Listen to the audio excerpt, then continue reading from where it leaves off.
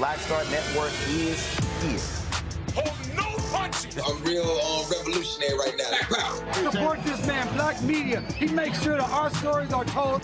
Thank you for being the voice of Black America, Roland. Stay black. I love y'all. All momentum we have now, we have to keep this going. The video looks phenomenal. See, this difference between Black Star Network and Black-owned media and something like CNN. You can't be Black-owned media and be scared. It's time to be smart. Bring your eyeballs home. You dig?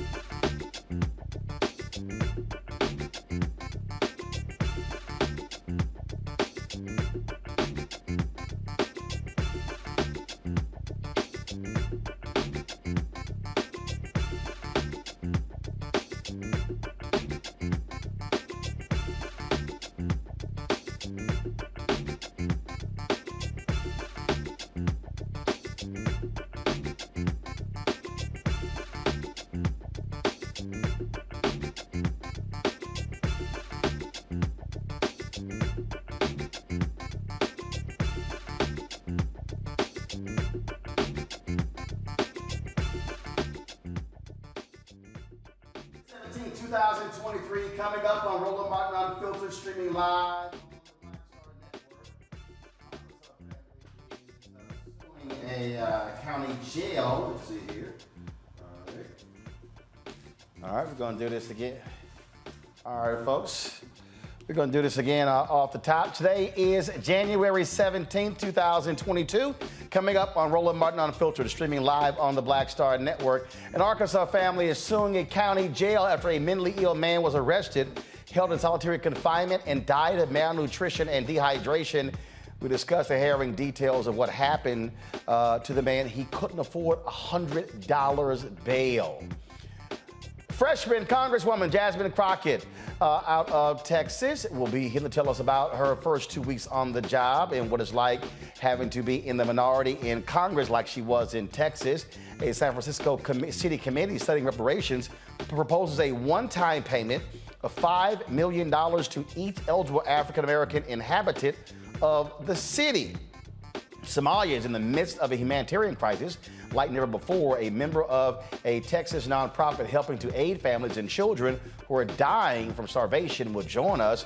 Let us know what we can do to help. Plus, we continue our Fit, Live, Win, a New You in 2023 segment. We'll be talking with weight loss specialist Dr. Rovinia Brock, also known as Dr. Rowe. She'll be in studio to discuss her book and share small changes we can make for our ultimate health. And y'all, wait till I show y'all what United Airlines did to my suitcase when I went to Wichita. Made a brother wear the same damn clothes he wore flying there. Man, these airlines, they gonna pay up, trust me. It's time to bring the funk on Roland Martin Unfiltered on the Black Star Network. Let's go. He's got it. Whatever the miss, he's on it. Whatever it is, he's got the scoop, the fact, the find. And when it breaks, he he's right on time and it's rolling. Best believe he's knowing. Putting it down from sports to news to politics. With entertainment just for kicks, he's rolling. It's on go, roll, roll, y'all. It's rolling Martin, yeah. Rolling with rolling now. He's funk, he's fresh, he's real, the best, you know he's rolling Martin now.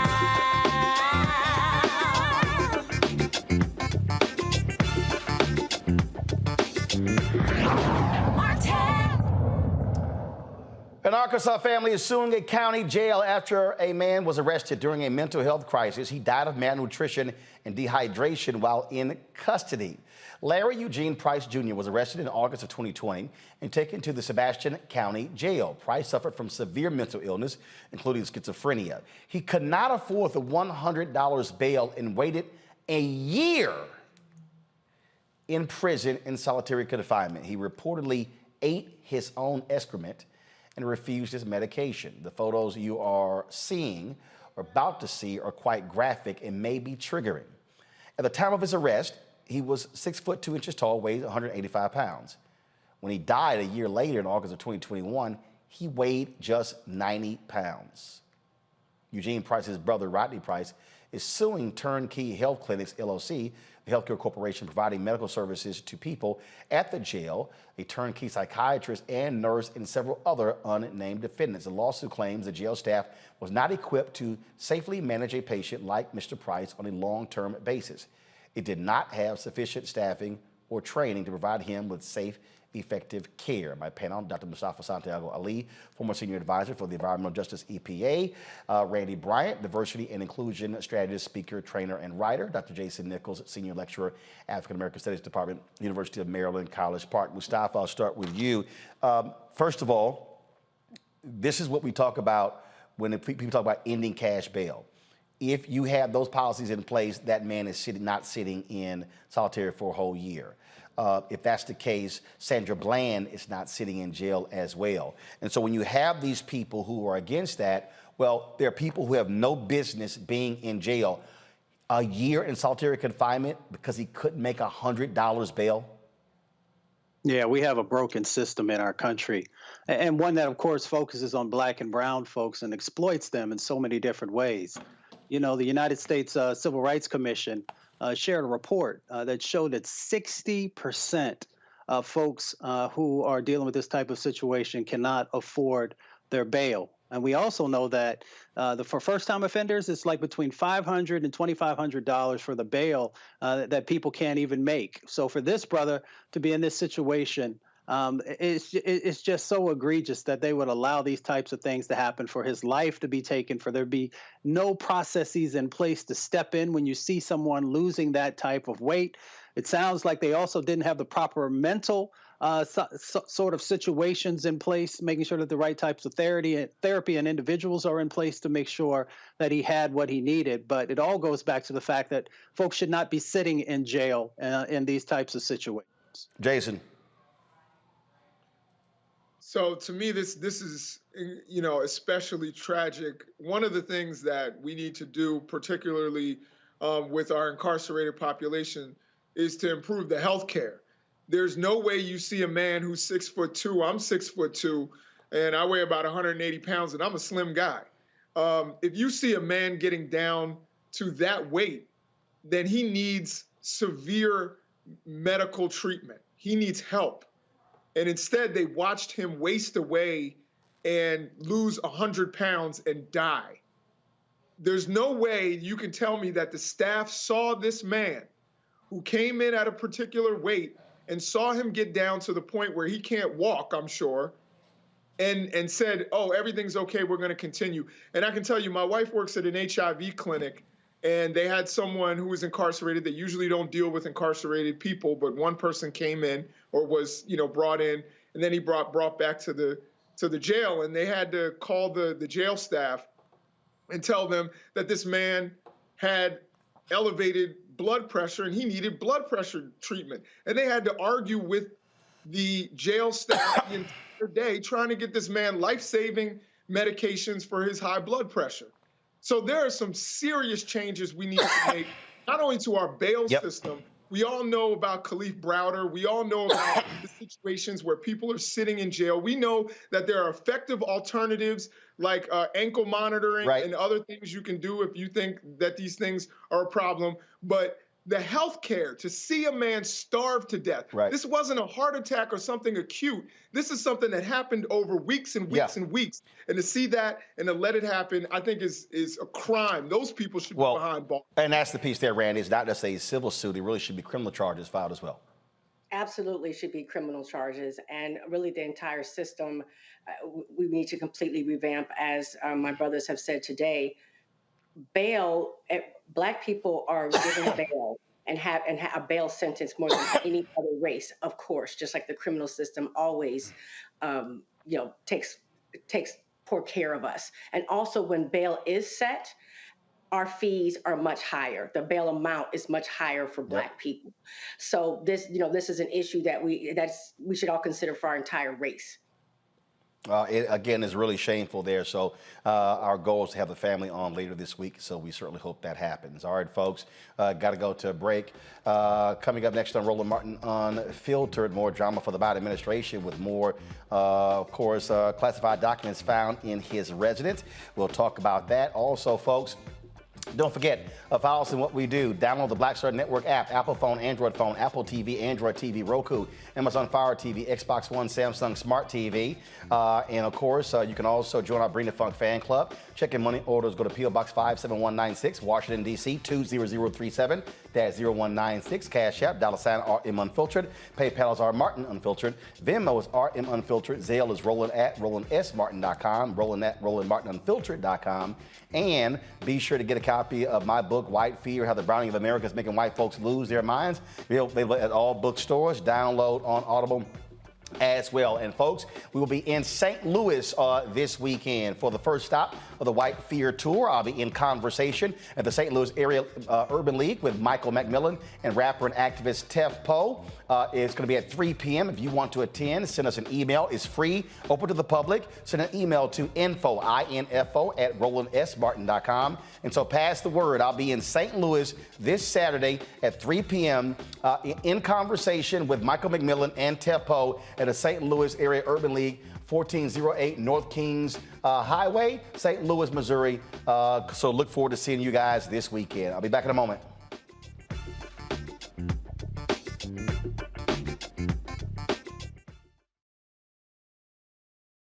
On the next Get Wealthy with me, Deborah Owens, America's Wealth Coach, we're talking about the difficulty of being able to acquire wealth for Black Americans. My guest, Emily Flitter, is the author of The White Wall, How Big Finance is Bankrupting Black Americans. The bad stuff that you feel when you're dealing with the financial services industry is not your fault. It's not your fault, and you don't deserve to be treated like this. That's right here on Get Wealthy, only on Black Star Network.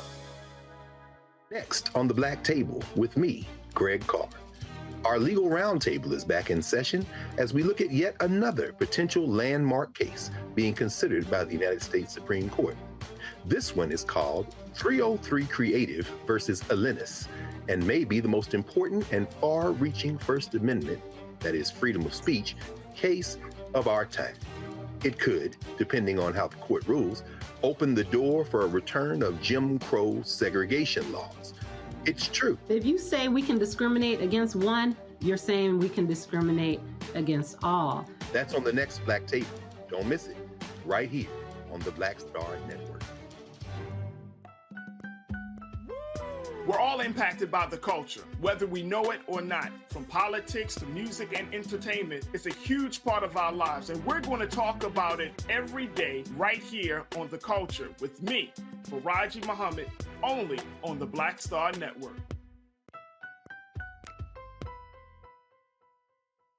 Hi, I'm BB Winans. Hey, I'm Donnie Simpson. What's up? I'm Lance Gross, and you're watching Roland Martin Unfiltered.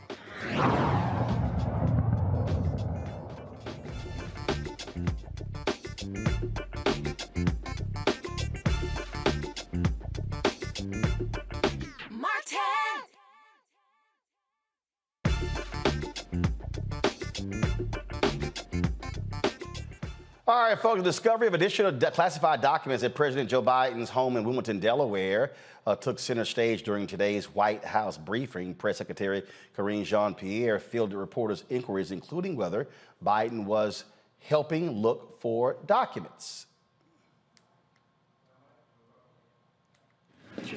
Given these documents have shown up in very personal spaces, we all know that the president loves his Delaware home. It's an extremely personal space for him.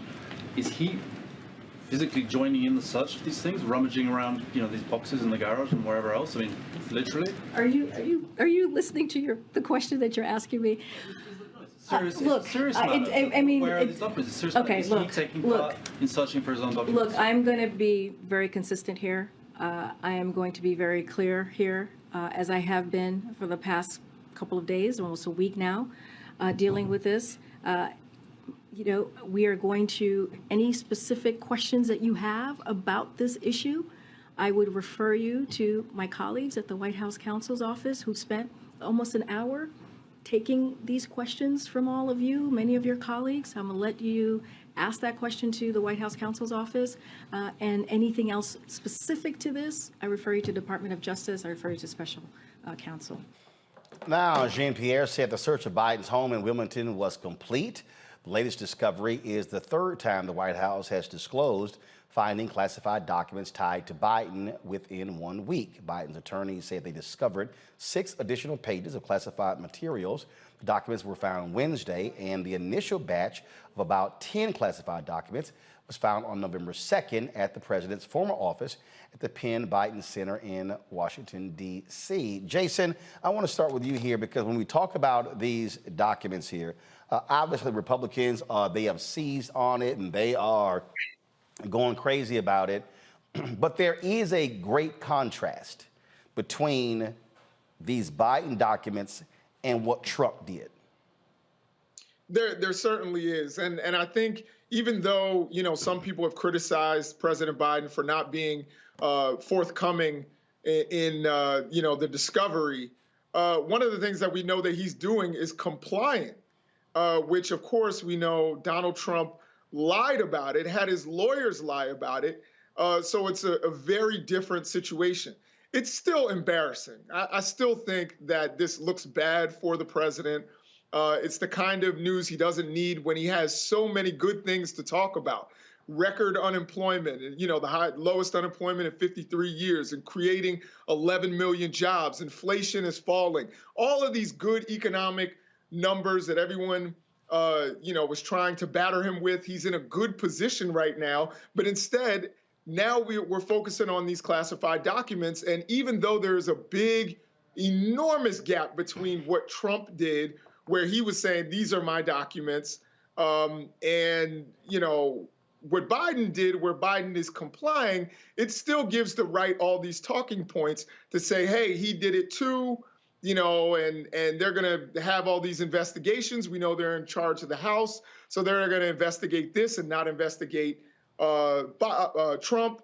And it really makes for a bad situation. I hope they get to the bottom of it. I hope as soon as they get to the bottom of it, they bring it out to the press so that everything is transparent. I think the DOJ has handled this in the right way by having the special counsel who, by the way, voted against Joe Biden in 2008. Joe Biden and Barack Obama, he supported John McCain and gave him money. So you can't say that this is, some sort of home team event going on by the DOJ. They got the special counsel. The special counsel is non-political, and if he is, he's to the right.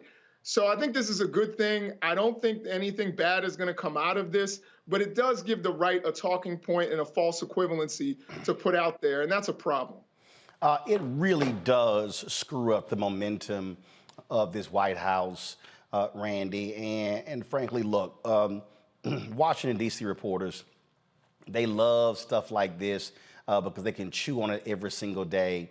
And then the problem is you create a new news story every day. Found one day, news story. Found a second day, news story. Found a third place, news story. And so to me, this is one of those where really the whole deal is search everything. And then, frankly, don't do a second and third or fourth. do one announcement. Say, we've looked everywhere. When they found for the second and the third time, I wouldn't have said jack. I would have done a complete sweep, say, we've now looked everywhere, we've exhausted the entire search, this is what we found, because you're creating, it's another news cycle every time you discover some documents. Absolutely. And especially because they're going to try to equate this with Donald Trump and his documents. And so I hope that Biden and his team are very aggressive in showing the differences in those two cases. One, I mean, really, it shows how Biden's team is transparent because it was Biden's attorneys who discovered the documents, whereas with Trump, they were demanded back, you know, by outsiders. So that's one thing. Secondly, at this point, there have been 20 or so documents found that Biden had, whereas Trump, there are over 300. Some of them marked top secret.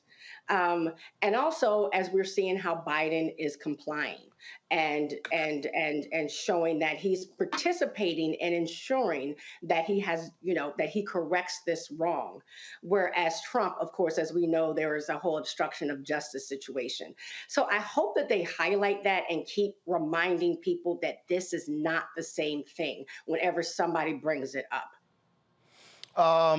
Mustafa, again, DC loves process. They love a scandal.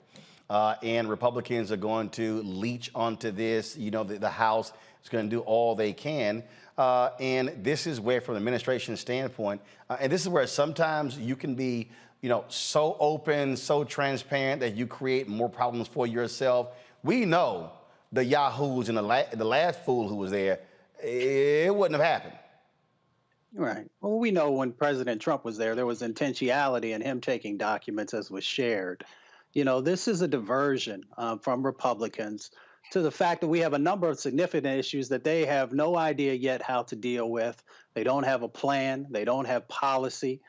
So they want to make sure that folks continue to focus here. This also, as you said, is the media once again. There are a huge amount of important, critical stories that are out there that have everyday impacts in people's lives, and they're not focusing on those. I think this is also, to be fair, an opportunity for our current president to make sure that they tighten up the process.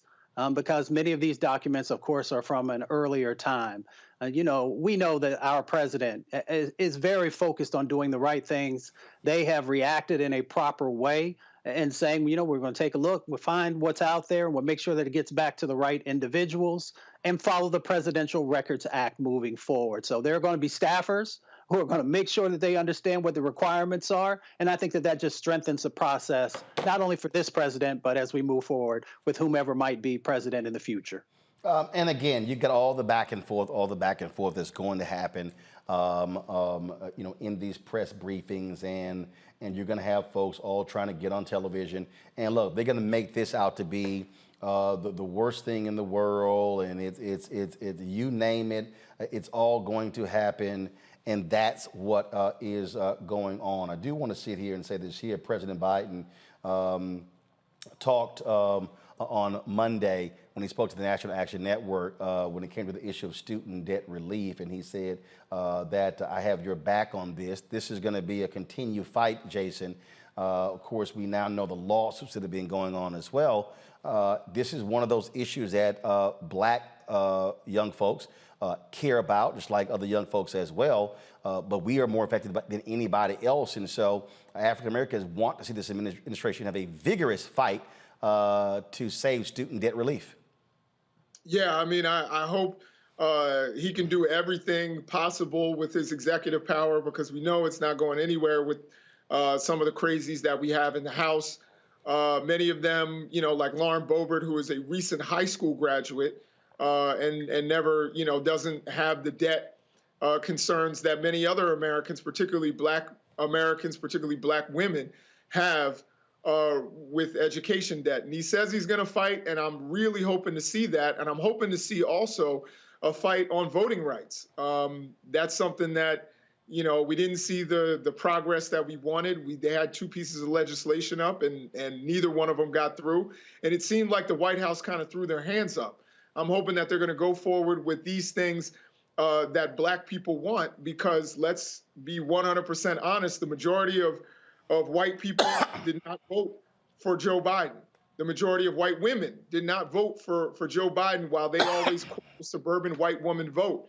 The people who voted in large number for Joe Biden were Black men and Black women. They are the base. So just like Trump fed the base, I hope that Joe Biden really fights for this student debt relief, which will, of course, help to increase wealth for many Black people and allow for Black men and women to start families, which is an incredibly important thing. Indeed. And also today at the White House, the Golden State Warriors, they dropped by the White House, and they, of course, were there after winning. They chose not to go to the White House when that other fool was there. And so President Joe Biden, as well as Vice President Kamala Harris, both greeted them. They were invited to the White House by both of them. Steph Curry, he spoke. And while he was there, he also addressed the issue of the White House's involvement with Brittany Griner. And so it was great to actually see that happen. And so here is what Steph said. It's something that we don't ever take for granted. 7 years ago, I believe, we were here last celebrating our first championship, and now back to celebrate our fourth. So to have this opportunity to reflect on the accomplishment last year, to bring everybody together to celebrate that, to also acknowledge the place sports has and bringing people together from all walks of life, all backgrounds, to provide inspiration, hope, love, togetherness, and that's what our journey was last year. So to have another opportunity to celebrate that means a lot, and a great opportunity for us from the basketball community to thank President Biden and his staff for all their hard work and diligence on getting Brittany Griner home. Was a big part of our basketball family, and it means a lot to know that she's here and home safe with her family, and all the work that went on behind the scenes to make that a reality. So just want to say thank you there, and very excited to be here and celebrate the day, celebrate with our families, and appreciate the invitation. This is truly, truly special, so thank you to everybody. Thank you, guys. Thank you so much. And of course, there were many folks, Randy, who really pressed upon this administration to bring Brittany Griner home. And they had to. She is a Black woman who is gay, and I don't believe that under any other administration that she would have been brought home, to be very honest with you. And I don't even know if people had not pushed. I mean, I really love the activism that was behind supporting this sister and getting her home, because people would not let it go. And the pressure was applied. And so, yes, I'm so just happy that she is home. And really even just to see Steph Curry call her a part of the basketball family, because, as a DEI person, that, women in sports is given more respect these days than it has been in the past. Indeed. And so that was a very good thing there at the White House. All right, folks, got to go to a break. We come back. We'll talk with freshman Congresswoman Jasmine Crockett right here on Roland Martin Unfiltered. And folks, also do not forget, Roland Martin Unfiltered has been nominated for an NAACP Image Award. We were nominated, and you have an opportunity to actually vote for that nomination, folks. You can cast your ballot, and there's a process for you to do so. So all you have to do is go to NAACPimageawards.net, NAACPimageawards.net. And then what you do is you scroll down to the category Outstanding News, Information, Series, or Special.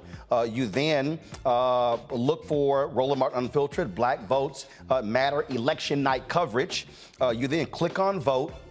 And then you scroll down scroll back to the categories. You click on Submit Votes. And then what you also do is you register your vote with the email of your choice. Only one vote is allowed per email address. Then you have to confirm that you're not a robot. And then you click Vote. You can choose to skip or vote in all the categories. Voting ends February 10th at 9 p.m. Eastern.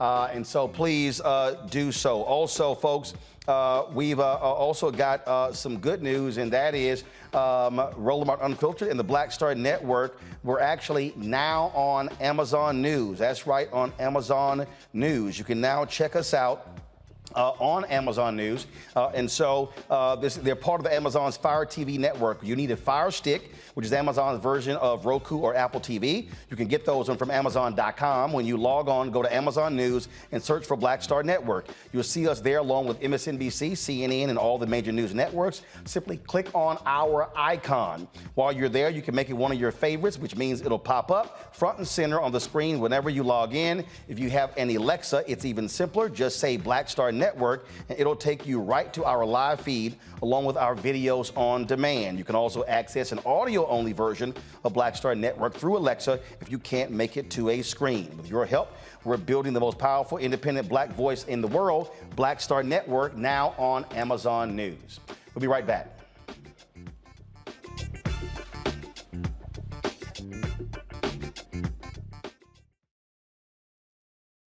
Hatred on the streets, a horrific scene, a white nationalist rally that descended into deadly violence. White people are losing their damn minds. An angry pro-Trump mob storms the U.S. Capitol. We're about to see the rise of what I call white minority resistance. We have seen white folks in this country who simply cannot tolerate black folks voting. I think what we're seeing is the inevitable result of violent denial. This is part of American history. Every time that people of color have made progress, whether real or symbolic, there has been what Carol Anderson at Emory University calls white rage as a backlash. This is the rise of the Proud Boys and the Boogaloo Boys. America, there's going to be more of this. Here's all the Proud Boys, guys. This country is getting increasingly racist in its behaviors and its attitudes because of the fear of white people. The fear that they're taking our jobs, they're taking our resources, they're taking our women. This is white fear.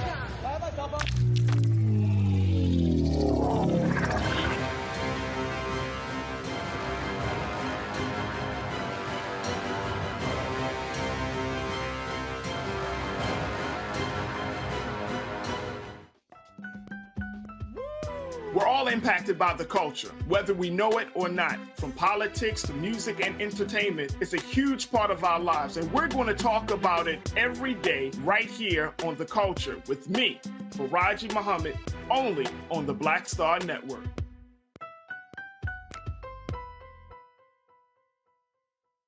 It's Kim Whitley. Yo, what's up? This your boy Ice Cube. Hey, yo, Peace World. What's going on? It's the Love King of R&B, Raheem Devon, and you're watching Roland Martin Unfiltered.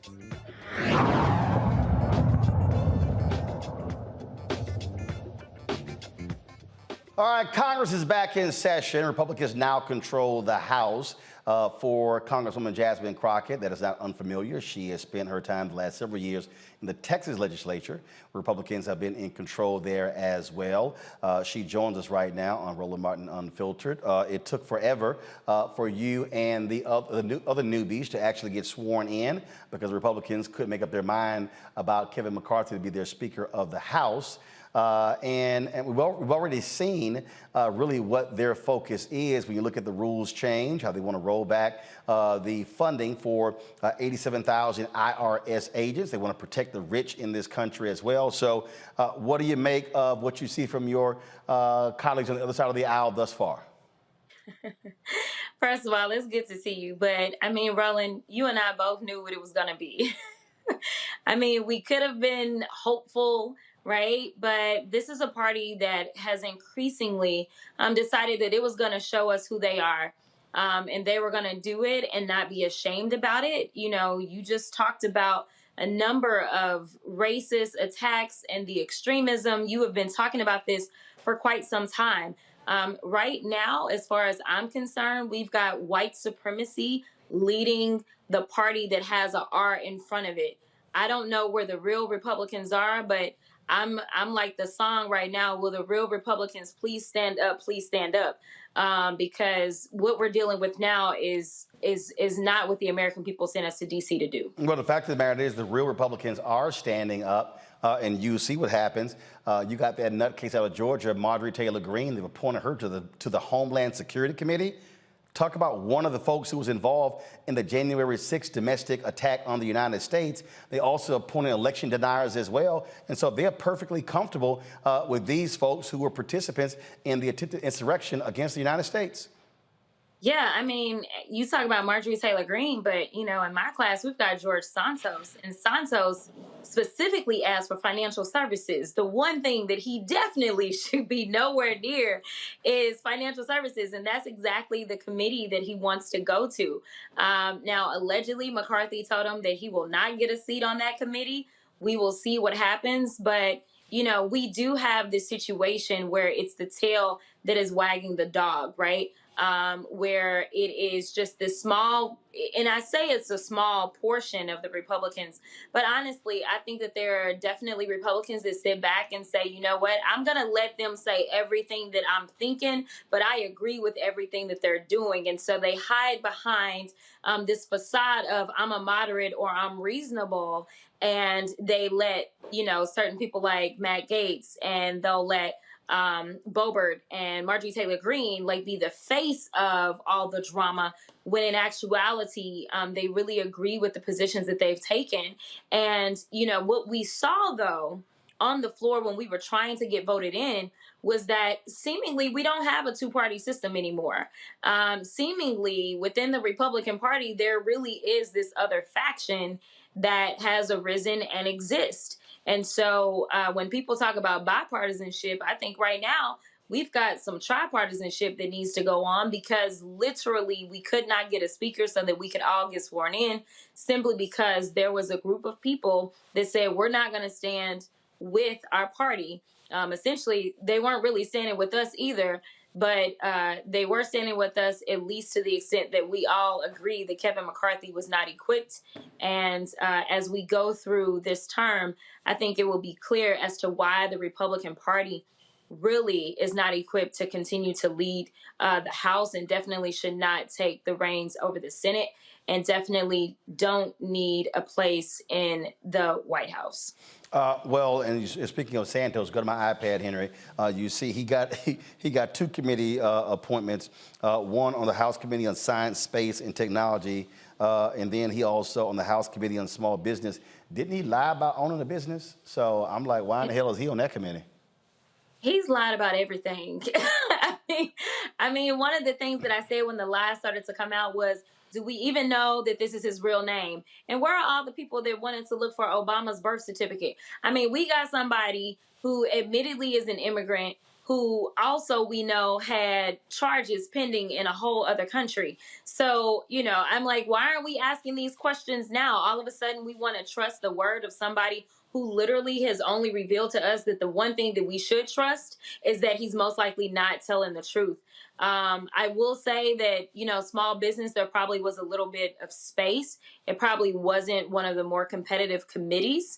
But as far as I'm concerned, he really shouldn't have any committee assignments at all, because we are entitled to so much sensitive information that I'm just not really sure should be in his hands right now. I know that he was duly elected, so I say duly.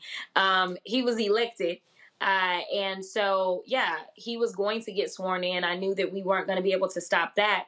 But just like Marjorie Taylor Greene did not have committee assignments, or she was stripped of her committee assignments in the last term, I think that until these investigations have been completed, because of the seriousness of the nature of them, because of the own admissions that he's made, because he is under investigation not only by the DOJ, not only does he have ethics complaints that have been lodged against him, he's got a local prosecutor looking at him, as well as the New York State's Attorney's Office. I think that all of that is a very compelling reason as to why we should not seat him on any committee at this point in time. Questions from the panel. Mustafa, you first. Yes, well, Representative, welcome to Washington, D.C. And I know all your sisters of Delta Sigma Theta are excited for you being there. You know, when you were in the Texas House, you introduced a number of pieces of really important legislation. As you get started with the Republican House in place, what are some of the things that you hope to be able to achieve? Yeah, so this is tough considering what this House looks like. But some of the pieces of legislation that I was able to move were actually around marijuana. So there is a space in which the Freedom Caucus kind of comes around, and they come all the way around to where they're a little bit left.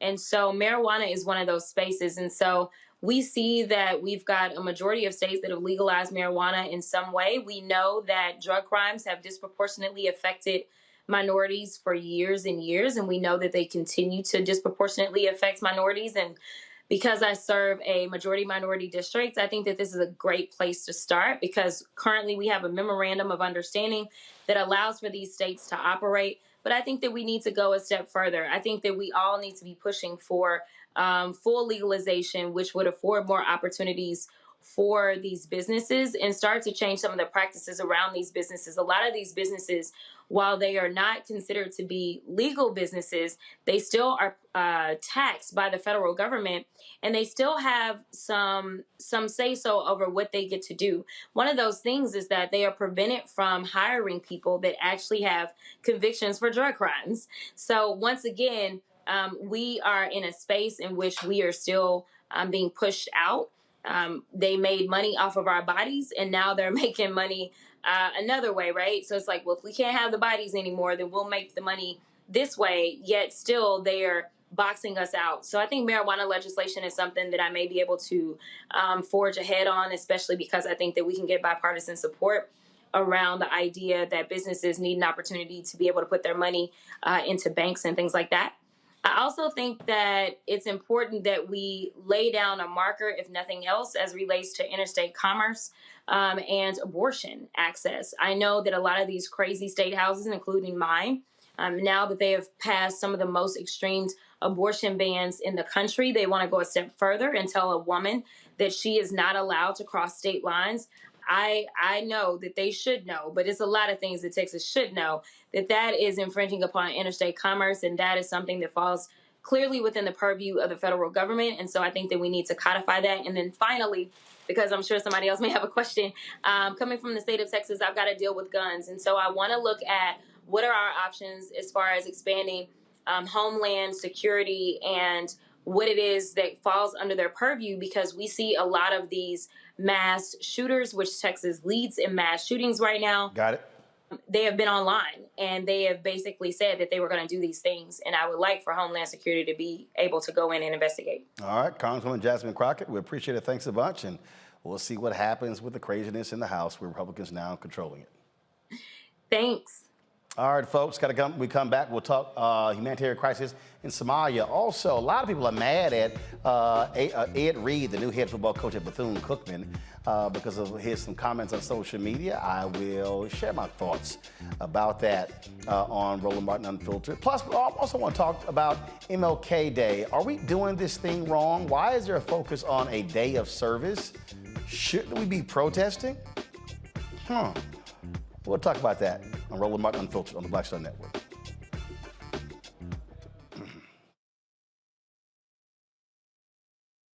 Most people think that these television shows that tell stories about who we are as black men, and then they paint these monolithic portraits of us. They think that they're being painted by white people. And I gotta tell you, there are a whole bunch of black folk that are the creators, the head writers, the directors of all of these shows, and that are still painting us as monoliths. The people don't really want to have this conversation. No, they don't.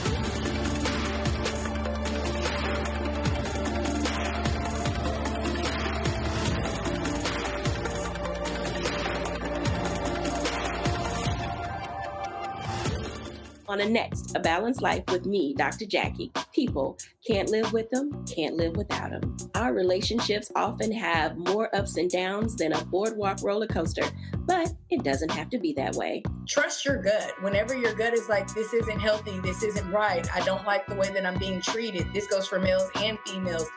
Trust your gut, and then whenever that gut feeling comes, have a conversation. Knowing how to grow or when to go, a step-by-step guide on the next A Balanced Life on Black Star Network.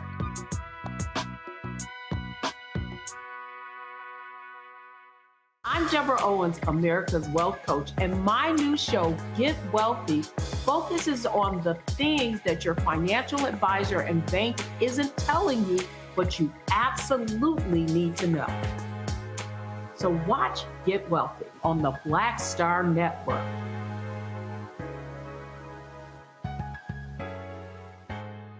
How y'all doing? It's your favorite funny girl, Amanda Seals. Hi, I'm Anthony Brown from Anthony Brown and Group Therapy. What up, Lana Well, and you are watching Roland Martin Unfiltered.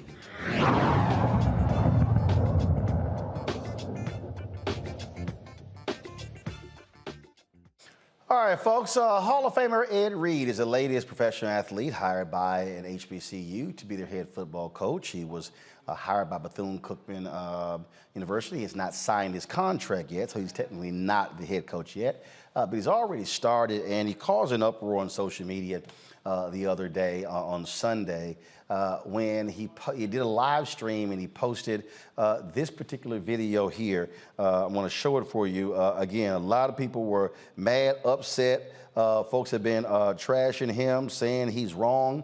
Others say, you know what, we think Ed Reed is right. Watch this. I've been mutting and showing shit. I chose not to, but now I'm out here walking with the football team, picking up trash. But I'm mutting us. Man, get out of here, man. I should leave. I'm not even under contract doing this. I'm mutting us? Man, get out of here, man. They mutt me. These motherfuckers ain't even clean my goddamn office when I got here. I'm mutting y'all? Get your ass, man. Come on, man. Come on, man. All this shit here was trash in front of me. Who you think got this shit cleared out? That building right there got trash in it. It's fucking trash. What are you talking about? Need no goddamn donors to come out and help out, because people just want money. That's why I don't fuck with social network. Fuck out of here, man. I've been mutting and showing shit. I chose not to, but now I'm out here walking with the football. He had previously done a video. He was complaining about conditions there, saying there are people who were at the university, frankly, who were not looking out on behalf of the students. It caused a huge uproar. Of course, he then took to social media to apologize. He issued this particular statement here. He said, in regard to my social media comments about the university staff and other institutions, I would like to sincerely apologize to all BCU staff, students, and alumni for my lack of professionalism. My language and tone were unacceptable as a father, coach, and leader. My passion for our culture, betterment, and bringing our foundation up got the best of me, and I fell victim while engaging with antagonists on social media as well. I'm fully aware of the hardworking folks at our school who are also fighting to make things better and more financially sound. I am encouraged from my communication with my AD and our administration and understand it's a work in progress. My passion is about getting and doing better, and that goes for me too. Now, he earlier had made a comment where he said that he had agreed with Deion Sanders, where he said there's a broke mentality that exists among HBCU administrators. And so folks got just lit. They were upset and mad and all of that because of what Ed Reed had to say. So let me unpack what my thoughts on here. And that is this here. It's a lot of people out here who have a lot to say. But the reality is most people have never actually worked in a black-owned institution. Let me repeat that, have never actually worked in one. First of all, there are 230,000 students that are black students that attend 230,000 students that attend HBCUs. 20% of HBCU students are non-black, okay? There are 1.5 to 1.6 million black students that attend PWIs. Now, when you look at HBCUs, a little more than 100 in the country. You look at black newspapers, a little more than 100 in the country. And so when you start talking about black-led institutions, we could talk about black newspapers, we could talk about black churches, we could talk about black-owned businesses. Pre-COVID, there were 2.6 million black-owned businesses in America. 2.5 million of those black-owned businesses had one employee doing about average revenue of $54,000. Why am I saying all of that? Because the reality is there is a consistent thread when you begin to look at black institutions, lack of resources, a surviving mentality versus a thriving mentality based upon the conditions in which they have been confronted with. When I listen to a Deion Sanders or an Ed Reed or others, and let me be perfectly clear, I've done 19 commencements, 15 at HBCUs. I've actually visited, spoken at, and been on the campus of at least 66 of the nation's 107 HBCUs. I've had numerous conversations with HBCU presidents and administrators and alumni. So let me be real clear. And also, I've been to Bethune-Cookman several times, even addressing their alumni about fundraising. So for folk who say, well, man, you didn't go to one, trust me, I got receipts. And the reality is this here. When you work in an institution, you're seeing things in a much different way. You're looking at conditions of places. The reason I understand where Ed Reed is coming from is I run 3 black newspapers. And I can tell you what happens when you begin to challenge status quo. And I know somebody who's watching and saying, well, man, that ain't right. So I'll give you a perfect example. 1999, I became executive editor of the Houston Defender. That was the first place I had worked at, we actually got paid in 1990. I came back 9 years as the managing editor. And we were actually at a conference, at an NNPA conference in New York City. And we were sitting in a meeting, and they were going back and forth. The papers were complaining about the lack of advertising dollars that black newspapers were getting from CompUSA. At the time, Tom Joyner Morning Show and Tavis Smiley had went after CompUSA for their advertising. And so I'm sitting there listening to the conversation, and as they're talking, and after about 30 minutes, I really got fed up with the conversation, and I raised my hand. I said, let me ask y'all a question. If CompUSA asked any of you to send them your media kit via PDF and email, could you do it? Somebody in the back said, who is that young nigga up there talking? And I don't use the N words. I'm only using that because I'm quoting what happened. I said a young nigga with email who knows what a PDF is. I said, you can't sit in this room and complain about CompUSA not buying ads in black newspapers if you yourself don't even use computers.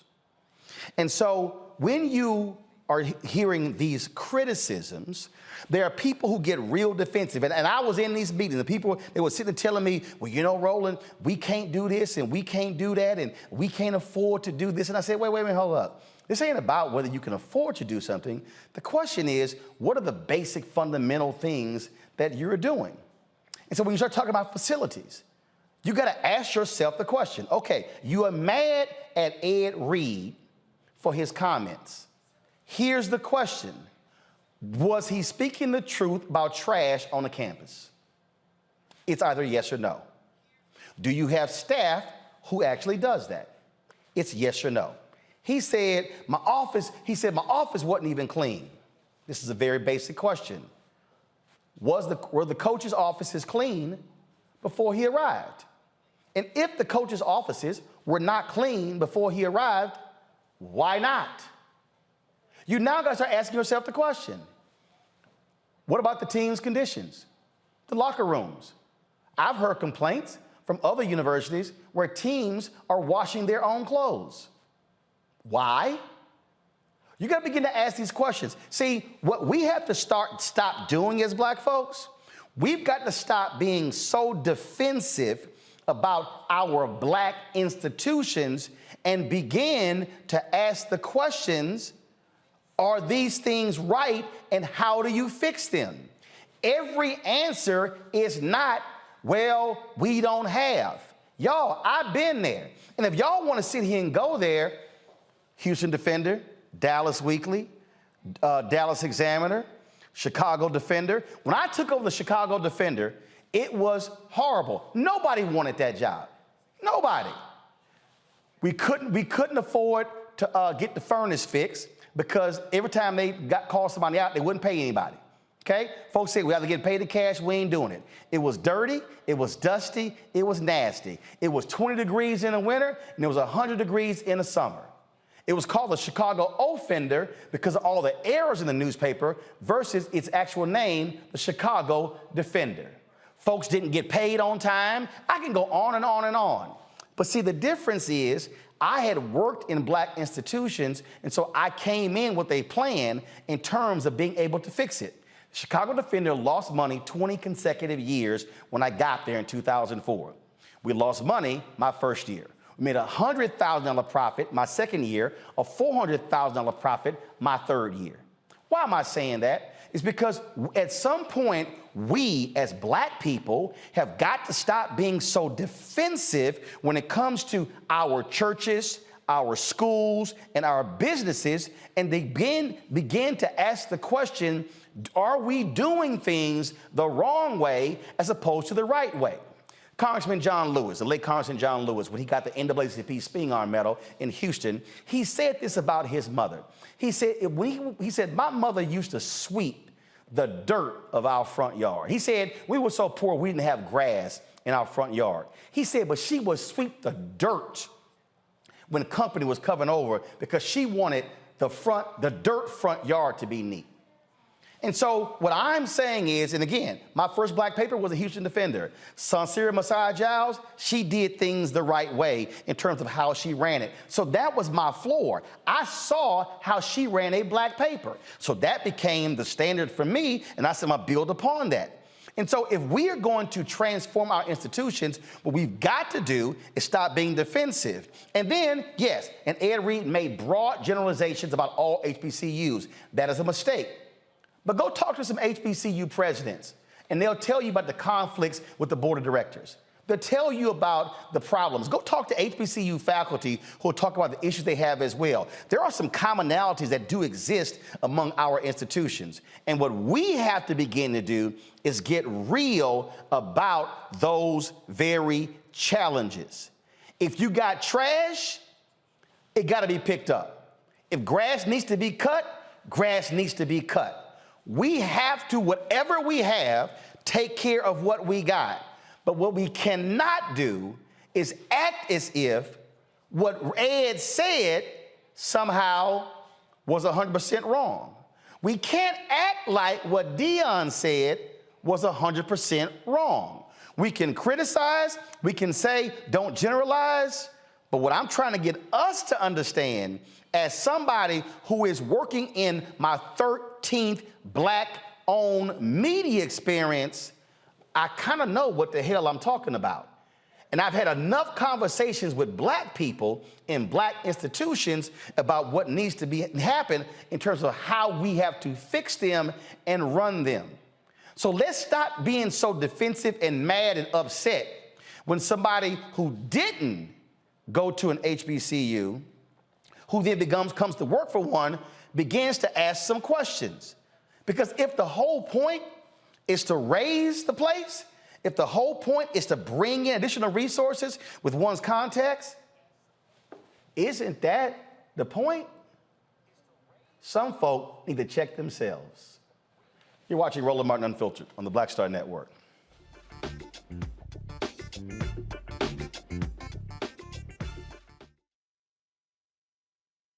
On the next A Balanced Life with me, Dr. Jackie. People can't live with them, can't live without them. Our relationships often have more ups and downs than a boardwalk roller coaster, but it doesn't have to be that way. Trust your gut. Whenever your gut is like, this isn't healthy, this isn't right, I don't like the way that I'm being treated. This goes for males and females. Trust your gut, and then whenever that gut feeling comes, have a conversation. Knowing how to grow or when to go. A step-by-step guide on the next A Balanced Life on Black Star Network. Black Star Network is here. Oh, no punch! I'm real revolutionary right now. Thank you for being the voice of Black America. All momentum we have now, we have to keep this going. The video looks phenomenal. See, there's a difference between Black Star Network and black-owned media and something like CNN. You can't be black-owned media and be scared. It's time to be smart. Bring your eyeballs home. You dig? Pull up a chair. Take your seat. The Black Tape with me, Dr. Greg Carr, here on the Black Star Network. Every week, we'll take a deeper dive into the world we're living in. Join the conversation only on the Black Star Network. We're all impacted by the culture, whether we know it or not. From politics to music and entertainment, it's a huge part of our lives, and we're going to talk about it every day right here on The Culture with me, Faraji Muhammad, only on the Black Star Network.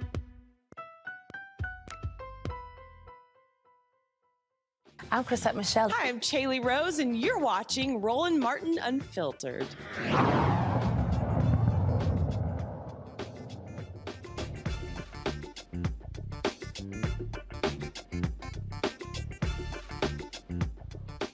So I'm seeing a lot of the comments in our chat, and people like, man, he shouldn't have been cussing, okay? So which is it? You mad he cussed, or you mad what he had to say? I mean, which is it? And again, I've read all the comments. I've seen all the people had to say. And really what I think this is, Mustafa, Randy, and Jason, what I really think this is that a lot of times we as African Americans, we can't be airing our dirty laundry as if the laundry ain't already aired.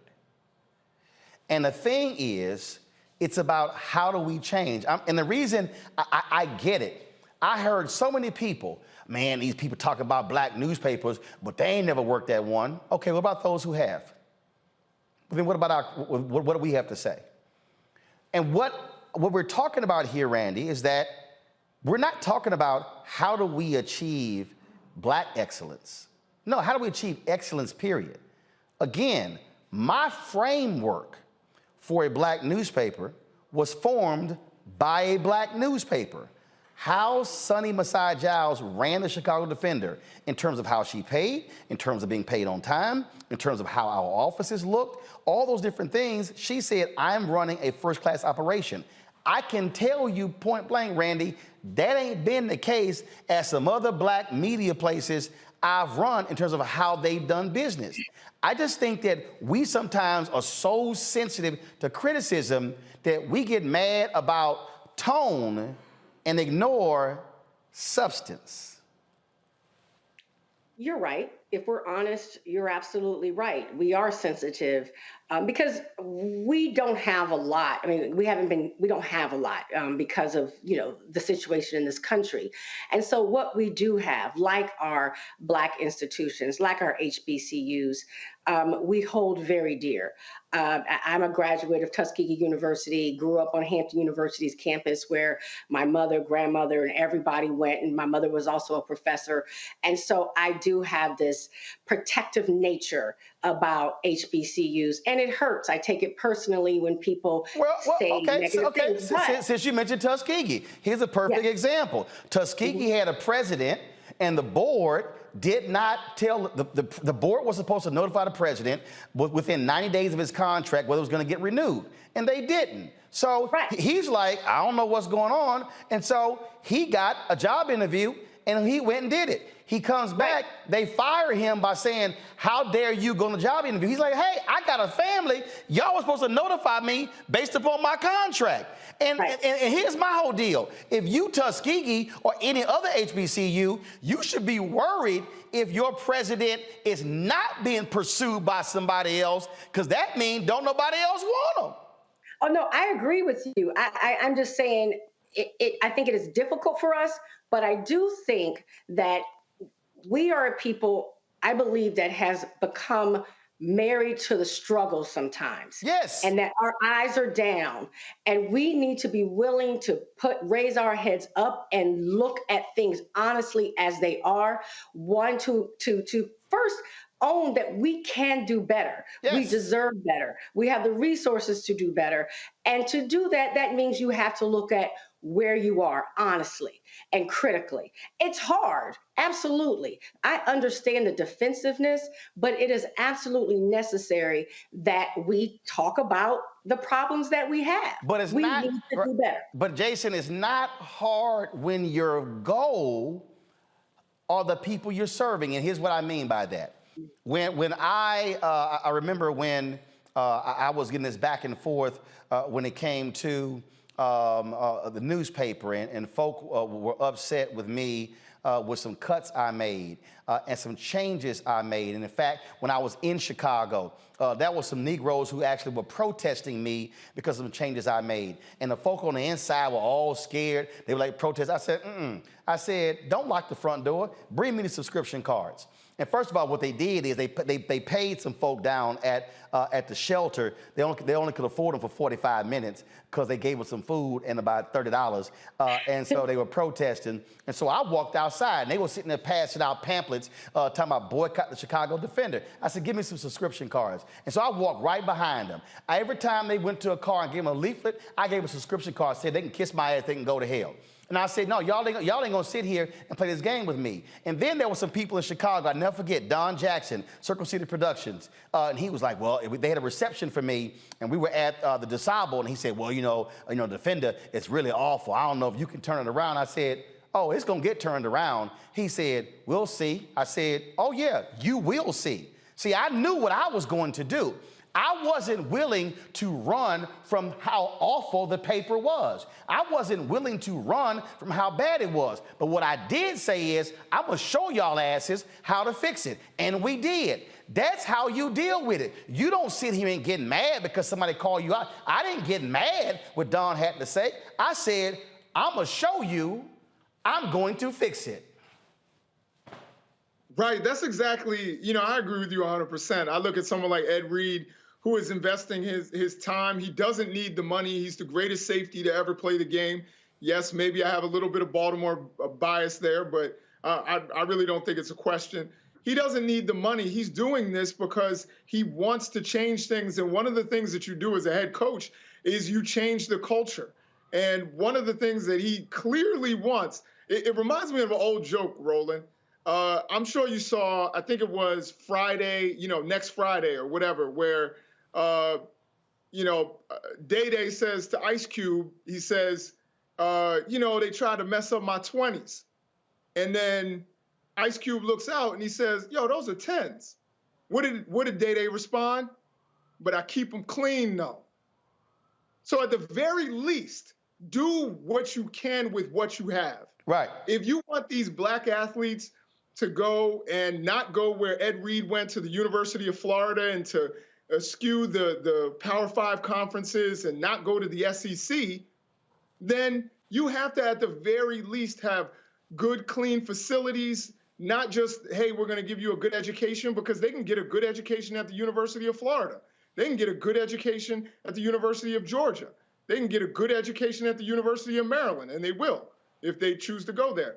But one of the things that I think needs to happen is, at the very least, you have to take that pride. Someone has to mow the lawn. Someone has to line the field. The practice field has to look good. The locker room has to be clean. There are things that need to be done, and people need to be there. They have to have a good equipment manager, or somebody an ice bath. These basic things that are for the good well-being of the athlete, well-being of students. They have to have clean dorms.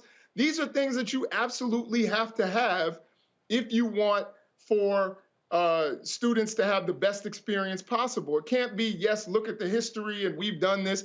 Yes, but you've got to have good facilities and do the very best you can to thrive, instead of, well, we're just making it. You should be proud that you went to Morehouse, or you should be proud you went to Howard University. And that's not fine. And here's the thing, Mustafa. Again, I think a lot of people were upset because he was angry, he was bothered, and yes, he was clearly ticked off in those videos.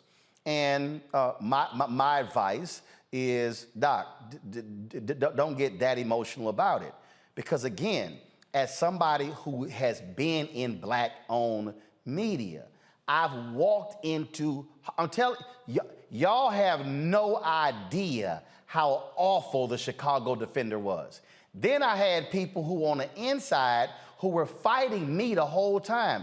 They wanted me out so bad, they released my salary to the public, and a fool gonna send us a letter with my salary in it. I know damn well he got it from the inside. And I told the cats on the inside, y'all can kiss my ass too. Because guess what? Y'all clearly couldn't fix it, and that's why I'm here. And so I think what has to happen is, whether you are an Ed Reed or you were Dion or some other people, I think what you have to do is, You have to, in a very different way, lay out, here's our problem. This is what we're facing. And you come to the public and you say it. You literally say, and again, for me, I wouldn't do it in that emotional way. I would say, I want y'all to see what our facilities look like. This is our locker room. Y'all, this is unacceptable. This is this, this is this. Now, there may be some university people who are still gonna be pissed off because, oh man, you putting our business out there. No, I'm showing you exactly what we actually have. Now, rolling, because I've done this, I'm gonna lay out my 3-year plan. I'm gonna say, this is what I need. This is what I need for us to build. This is what I need for us to raise. That's how I'm going to do it. And so, but what we cannot do is we've got to stop, Mustafa, being angry when somebody is pointing out deficiencies and then say, here's my plan to raise us up from where we are. I can't accept the deficiencies. As somebody who hates litter, I'm kind of with Ed.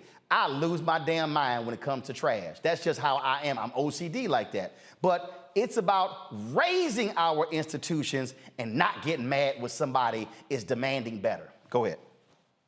You know, we use the words Black excellence, and sometimes we don't understand everything that needs to go into that. We ask our students for Black excellence, so they should be surrounded with that excellence in all forms and fashions. And part of Black excellence is actually evaluation. As you just shared, it is about evaluating where we currently are and where we want to go to. And then the activation comes into that, of putting that plan in place. And that plan may mean some folks have to go, some things have to change, or we grow and build upon the things that are positive and that are moving forward. So in everything that we do, we have to actually begin to take a deeper look into what does Black excellence actually look like, and what do we need to do to be able to support that? And I'll just close with, if we truly care about our HBCUs, then everyone should be making sure that we are actually helping to support them financially and other ways as well. That's it. And so again, you use Black excellence, I use excellence. Because here's why. There are some people, and because of my experience, some folks have been like, well, you know, this is a Black company. And when I was at TV One, I said this, and I said this to anybody who works in this show here. If you say, well, you know, we are a Black company, you will be looking for another job. Because what you're actually saying subliminally is that we are second class when you actually say that. And so those things actually happen. And so for me, I don't care whether I don't care whether I work at the Austin American-Statesman or the Fort Worth Star-Telegram. I want to see a clean newsroom. I don't want to see equipment broken. I want to see excellent all around. For me, there is no standard. Somebody called me once and they said, "Hey man, I need to get your speaking rate. I need the Black rate." I said, "Ain't no Black rate. The Black rate, same as the white rate. It's the green rate."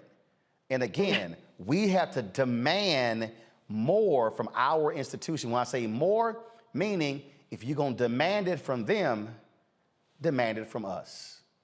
You're watching Roland Martin Unfiltered on the Black Star Network.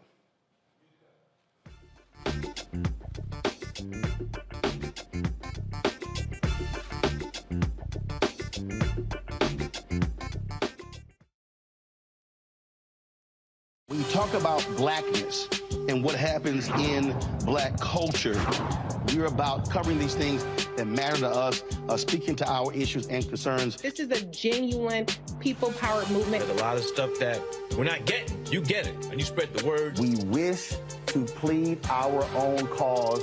Too long have others spoken for us. We cannot tell our own story if we can't pay for it. This is about covering us. Invest in Black-owned media. Your dollars matter.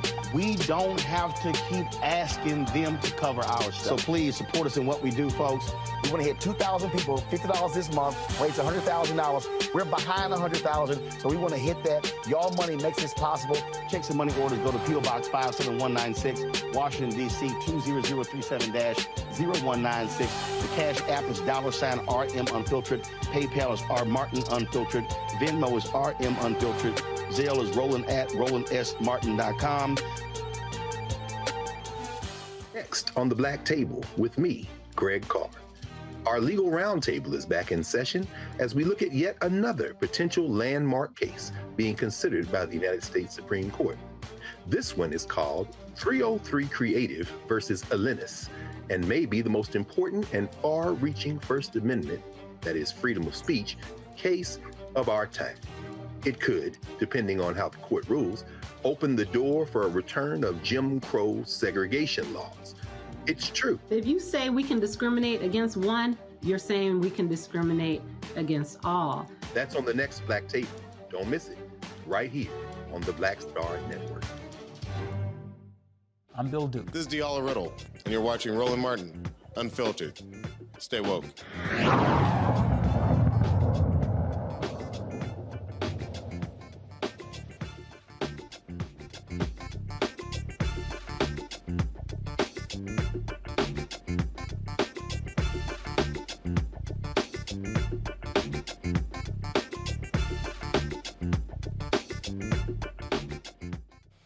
Folks, Somalia is facing a hunger and poverty problem that they have not seen in decades. The humanitarian crisis has surged due to historic weather changes causing massive drought and a 20-year insurgency by al-Qaeda. The United Nations Children's Fund says more than 500,000 children could die by the middle of this year unless urgent action is taken. Currently, most children admitted to Somalia's hospitals don't make it because families don't have the means to make it to medical facilities in time for life-saving medical care. To discuss this issue is Abdi, a board member from the Mood Foundation, a Texas-based nonprofit that's helped communities in the Horn of Africa for over 22 years. Glad to have you on the show, Abdi. Here's the thing, when I think back to We Are the World, that was an idea that originated with Harry Belafonte. Somalia was one of the places, Ethiopia was one of the places where Harry and others went. They were talking about the crisis when it came to children, Somalia, Ethiopia, many of these different places. And so when you think about this, we're back to it. And unfortunately, when I think about Rwanda, when I think about so many of these humanitarian crises in African nations, what happens is, and this is why I'm saying this, in the United States, we often talk about what's in the economic interest of the United States. And so our response to that is different than a humanitarian crisis. Ukraine, that is seen as in the economic, foreign, national security interest of the United States. And so all the focus about the folks who were dying there, but over here, when you talk about 500,000 dead, you pretty much have silence. Right. So thank you for having me on the show. This is my first time that I went to this show. Yes, Somalia this crisis has been in the making for the last 30 years.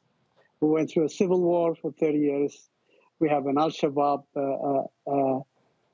extreme group that is part of basically our problem. We have a climate change that's basically prevalent in our part of the world. And we've been left out to spend ourselves basically to struggle and basically work on those three factors. And we cannot, as a Somali, figure it out exactly how to bypass this problem. 30 years of political crisis. We have governments after governments that did not have any capability of basically putting a system to prevent famine to their own people. We have the al-Shabaab who basically control certain parts of the country. Well, the famine is prevalent right now in South Central Somalia, where the breadwinner of the Somali people, if you look at it, and we have the climate crisis, basically. Rain used to come every year, and fertile lands, a lot of basically cultivations, and now you see the rain comes in every 5-6 years. So with all these issues, we've been left to fend for ourselves. Big countries like United States and Europeans, and the non-profit organizations, for example, the NGO, the United Nations organizations, if a place is not secure or security is not good, they don't go. So that is the problem that we have. There's a lot of people in Kenya, a lot of organizations in Kenya, and they don't go and deliver the food or whatever that is because they say It is a security issue. Yet, as you mentioned, that they go to Ukraine, they go to any place that has got the same serious. I mean, I'm not belittling that Ukraine is basically issues, but the whole world has been basically helping Ukraine at this point. And the same amount of people are dying. In 2011, we have a famine. About 260,000 people died. Half of them were kids. And now 2023 or 2022, the projection is about 500,000 kids less than 5 years old will die. So that is absolutely devastating there. Questions for my panel. Let me first start with Mustafa. Yeah, well, first of all, thank you for the work that you're doing. I'm curious, what would you like to see those organizations of color here in this country do to be better supportive of the things that you're trying to address back home? We established as a Somali Americans an organization called Amoud Foundation, which I am part of it, and we are the ground people. We know where to go. You know where the security is. We know our people basically, and we distribute foods. We help orphanages. We create MCHs. We deliver dry food. We deliver water wells. We deliver water on tracks. Medicines, all kind of stuff. What I want from our Black Friends organization is to tag up with us, with Amoud Foundation or any other organization that is indigenous to the cause, and help us. Either basically help us on funding raising funds, or donating by yourself. And that way, let's be our conduits for everybody who's helping for the Somali cause. I mean, I know there's a lot of kids who are dying. This is deja vu again, 1984, when We Are the World was basically, was hearing the song of We Are the World. There's a lot of people are dying, really, and we expect and we hope that the African Americans in this country help and chip in as well. And you can go through us, so you can go to another organizations that basically send the money and the food and the help directly to the people who are affected. Randy. It's hard for me to even talk about this. This is very painful watching this video. Is there a way that we can put pressure on our country? Are there any plans to try to appeal to our government, or what has been done? Well, I mean, lack of government always causes a lot of issues. Right? When you don't have a proper government, the basic necessity of the people of that country will fall off, basically. And since the 1993 debacle of the Somali black hole down, America basically did not come up front and say that we're going to help Somalia again. They kind of like, they hold their hands and they say, no, that's it, we're done. So in the political view, there is no movements, basically, no. Right. Normally, you have to have a government, a big government, who's pushing you basically to stand a government, so you can. But when everybody's fighting each other, and nobody's basically beating the other one. We are all equal, right? We're there. So yes, we would need a political situation resolution to put Somalia into the front and make sure that that country comes in as a viable country that help its own people as well as be peaceful with its neighbors. And we still don't have that one with the Europeans or the Americans or anybody else. Let's go to Jason. So thank you for coming on. I have a couple of questions.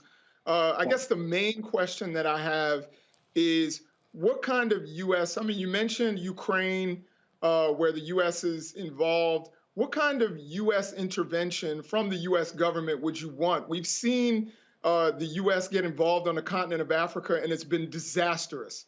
I know that they are involved in some of the things that are going on with al-Shabaab and trying to deal with that situation. But, we saw what happened in Libya, and that did not go well. what kind of intervention would you actually want from the U.S. government? Well, first of all, humanitarian. I mean, there's a lot of people who are dying. So food, medicine, all kind of stuff that you can basically stop the bleeding of those people who are dying is very important and very eminent. That's the number one. Number two is there's a government right now in Somalia. Even though the United States of America is fighting Al-Shabaab through the sky, basically they're sending some kind of drones. We need, I think, to my understanding, we need that help of the United States to give arms, not the United States military, but at least the United States arms to go to Somalia and build the military and all kind of stuff, and then they can fight Al-Shabaab. Now, if Al-Shabaab is eliminated, probably then there would be a little hope that people who are fled, there is a lot of IDPs. IDPs is basically people who left their livelihood, their farming, their animals, because they could not cultivate because of the Al-Shabaab or people are taxing. People will go back to their original place, and they can basically live in peace or at least cultivate. So we need to basically move those IDPs and shut down those IDPs and move back to their original locations. And the first step that we're going to do is to defeat Al-Shabaab. And Al-Shabaab is one of the thorn in Somalia at this point. The rest will basically resolve after in a years. But right now, that's our problem. We are fragmented. We don't know exactly where we're going. Nobody listens to nobody. And we need a force, an external force to push it, the Somalis basically into a statehood. How can folks help your organization? If they want to send support, where do they go? If they want to support, we have amudfoundation.org. Amudfoundation.org is our website. There's a lot of products that we deliver to the people. There's a lot of people donate through the Amud Foundation.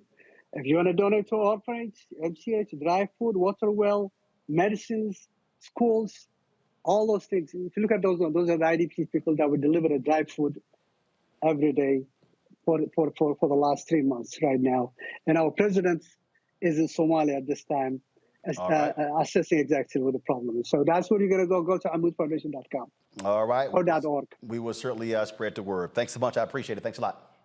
Well, thank you. All right, folks, got to go to a break. If you're watching on YouTube, hit that like button. If you're watching on Facebook, hit the share button. The same thing with the Black Star Network. Let folks know that we are live and what we're talking about. Also, support us in what we do. Download the Black Star Network app, Apple phone, Android phone, Apple TV, Android TV, Roku, Amazon Fire TV, Xbox One, Samsung Smart TV. Also, join our Bring the Funk fan club. Send your check and money orders to P.O. Box 57196, Washington, D.C., 20037-0196. You can also, of course, go to PayPal, R. Martin Unfiltered, Cash App, RM, $RM Unfiltered, Venmo's RM Unfiltered, Zelle, Roland at RolandSMartin.com, Roland at RolandMartinUnfiltered.com. Buy my book, White Fear, How the Browning of America is Making White Folks Lose Their Minds. Of course, I'm going to be in St. Louis this weekend with the book. I'll be joined with TEP poet Michael McMillan with the St. Louis Area Urban League at 3 p.m. on Saturday. It is open to the public, free and open to the public. Y'all come on out. And then on Sunday, I'll be the special guest at Northside Baptist Church in St. Louis as well. So our St. Louis takeover takes place on Saturday. Can't wait to see y'all there. I'll be back in a moment.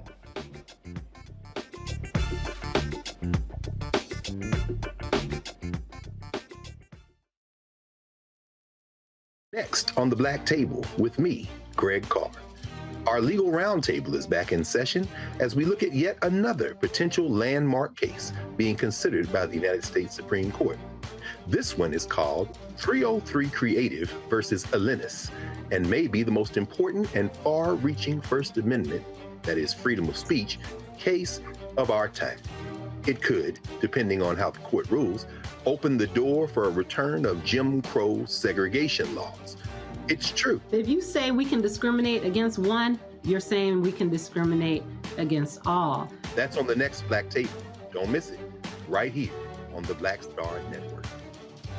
On the next Get Wealthy with me, Deborah Owens, America's Wealth Coach, we're talking about the difficulty of being able to acquire wealth for Black Americans. My guest, Emily Flitter, is the author of The White Wall: How Big Finance is Bankrupting Black Americans. The bad stuff that you feel when you're dealing with the financial services industry is not your fault. It's not your fault, and you don't deserve to be treated like this. That's right here on Get Wealthy, only on Black Star Network.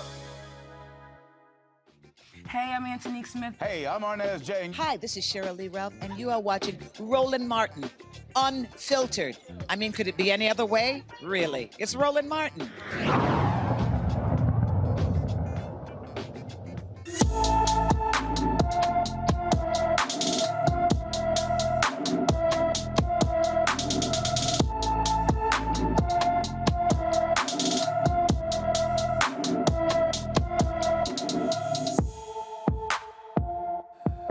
Alexis Dash was last seen in Tampa, Florida on December 18th. The 14-year-old is 5 feet 1 inches tall, weighs 115 pounds, with black hair and brown eyes.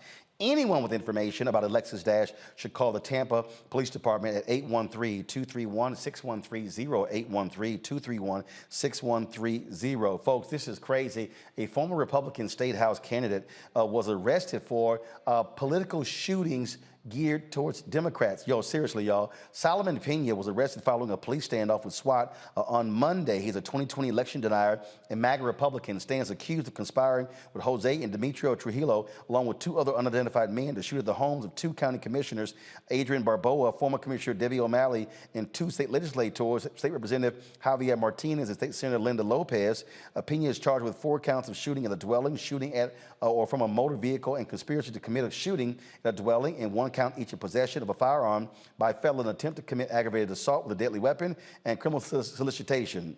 My man is seriously in some trouble. No one was injured in the shootings, but that is absolutely crazy. Let's go to Virginia, where a mother is suing the city of Richmond and the police officer facing involuntary manslaughter charges in the crash that killed her 19-year-old daughter. She's suing for more than $200 million. A grand jury indicted officer Richard D. Johnson on multiple charges, including 2 counts of involuntary manslaughter and reckless driving in the crash that killed Tracy A. Williams and Jeremiah Ruffin.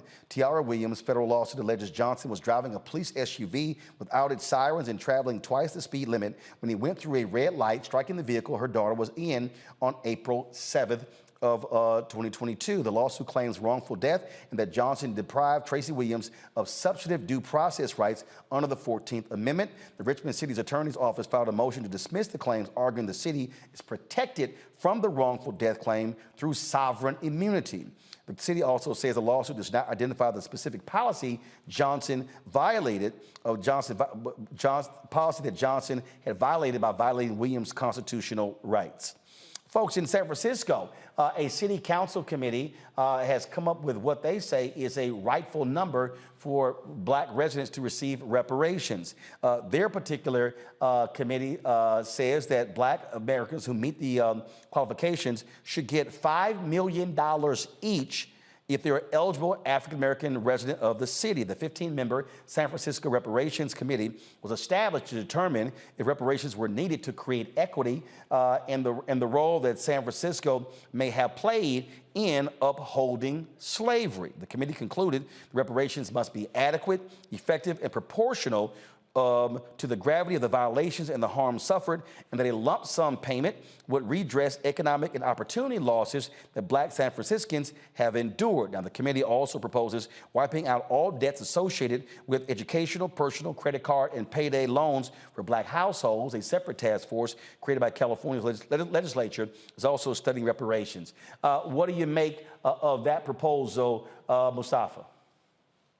You know, my old boss, John Conyers, who introduced H.R. 40 back in 1989, reparations bill, I think that he would be proud of the work that they did before and the work that's happening in this moment.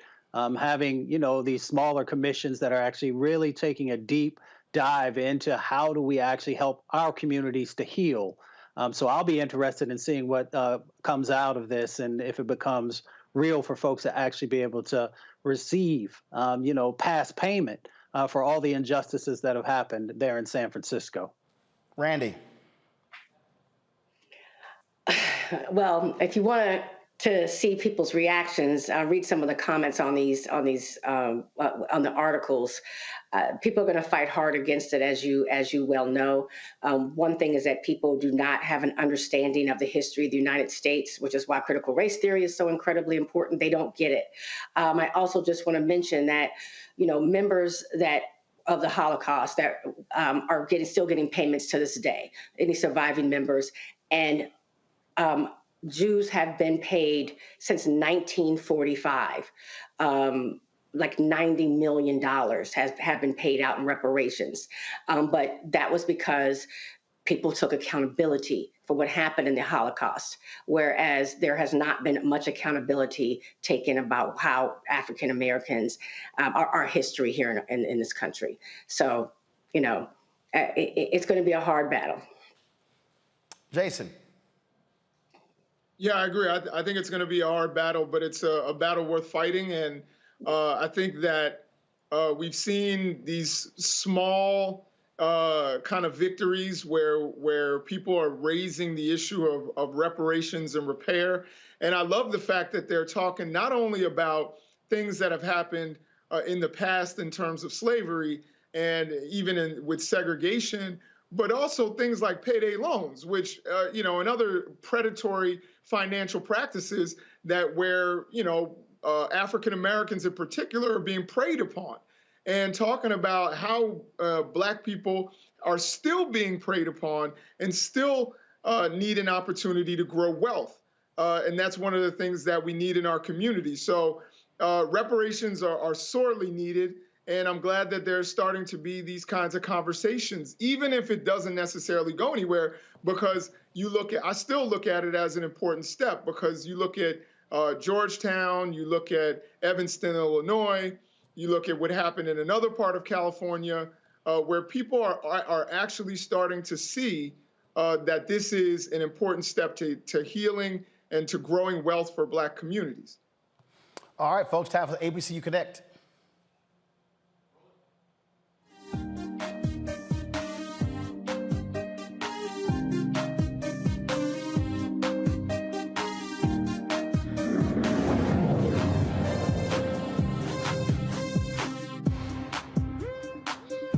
Spike Lee has launched a new fellowship for HBCU students at the House, his alma mater, of course. Also is Morehouse, Spelman, Clark Atlanta, and Morris Brown. Morehouse graduate, of course, Spike Lee has partnered with the Gersh Academy, the Gersh Agency, to start the Spike Fellows Program. Fellows selected in the Atlanta University Center Consortium gain access and exposure to opportunities in entertainment. As recipients, they will get industry mentorship, a postgraduate internship, full-time employment at the agency. Stakeholders will select the fellows in the AUCC and members of the Gersh Agency's management. Spike said, "It is with great honor, privilege, and excitement that I announce the Spike Fellows in association with my partners, the Gersh Agency and the AUCC. From the jump and get-go, I knew when, not if, I opened a crack in the door, I was bringing as many Black and brown folks with me in front and behind the camera." Now, folks, only students in the undergraduate programs at those institutions are eligible. Fisk University is planning to transform dorm rooms on its campus by using shipping containers. 24 blue and yellow dorms are planned to be ready for the fall 2023 semester and will house 98 students. Now, Fisk Executive Vice President John Fredrickson called the new dorms innovative, edgy, enterprising, and forward-thinking. It's also, in part, forged by necessity. We have rapid growth and relatively limited liquidity. Fisk University has broken ground on the traditional dorm, but won't be ready to house the influx of students they've received. Fisk only had about 620 students on campus. They saw record-breaking enrollment in 2022 with more than 400 incoming first-year students. What do you make of those containers as dorms? Wonder how that's going to go over, Randy. I think it's fantastic. I think it goes back to the story we just spoke about, where we have to be innovative and be open to change. And so I think it's great. Mustafa? Yeah, that's a part of the whole recycling movement and sustainability, sustainable housing. So this is actually being utilized in a number of different places across the planet. And there are projections that this is some of the types of housing that will be created moving forward over the next 10 years. Jason. Yeah, I mean, I guess I echo what everyone else on the panel has said. There's a need for housing, and you have a way to create it in a way that's equitable and sustainable and all those good things that we talk about, then I think that, we should go ahead and do that. And that's what they've done, and I think it's great. Also, folks, Tennessee State University unveiled a significant initiative with what they're going to do with $250 million. Of course, remember, we've been talking about the funding crisis there at Tennessee State in terms of what they are owed. A state committee there said that that they really were owed about $577 million, but they, of course, were only allocated that 250, and so a significant part of that is going to deal with, of course, infrastructure. That's one of the things that they're dealing with there. This is a story that, let's see if I can pull it up right here for you, folks, that one of the local media outlets used. Now, it's not going to be to add on housing, but again, they announced on Monday that the $250 million in state funding, go to my iPad, please, it's going to be used for major infrastructure projects there, and again, but not dealing with the issue of housing. And so that's what's going on. It's the single largest one-time investment. This is from State Representative Harold Love Jr. of Nashville. Said this is the single largest one-time investment in an HBCU in the country. And so that's the announcement there. But still, that's $250 million. They're owed $577 million. So we should still be fighting for the additional money. And that's, again, Randy, in my King Day speech in Wichita, I said, if you ain't having a money conversation, you're not having an American conversation. That's right. And they definitely need to fight for that money and not settle, not just say, well, at least we have this. That goes back to my statement about being married to the struggle. They need to get the money owed. Indeed. So, folks, let's get the rest of that money for Tennessee State. All right, y'all, when we come back, new you in 2023, food choices you make, how that is going to impact your diet, your lifestyle, and also longevity of your life. We'll talk with Dr. Rowe next on Roland Martin Unfiltered, right here on the Black Star Network.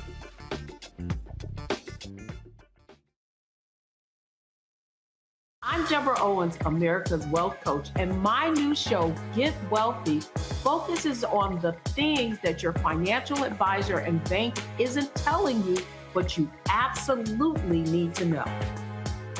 So watch Get Wealthy on the Black Star Network.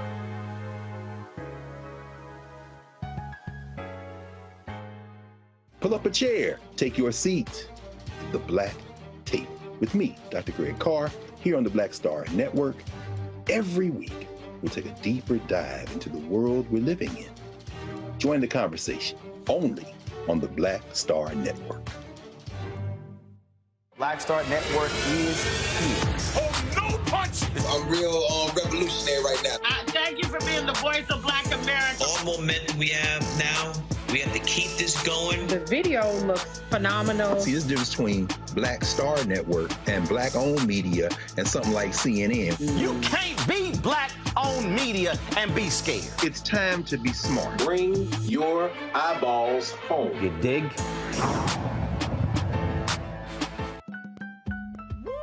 We're all impacted by the culture, whether we know it or not. From politics to music and entertainment, it's a huge part of our lives, and we're going to talk about it every day right here on The Culture with me, Faraji Muhammad, only on the Black Star Network. Hello, everyone. It's Kiara Sheard. Hey, I'm Taj. I'm Coco. And I'm Lily. And we're SWV. What's up, y'all? It's Ryan Destiny, and you're watching Roland Martin Unfiltered.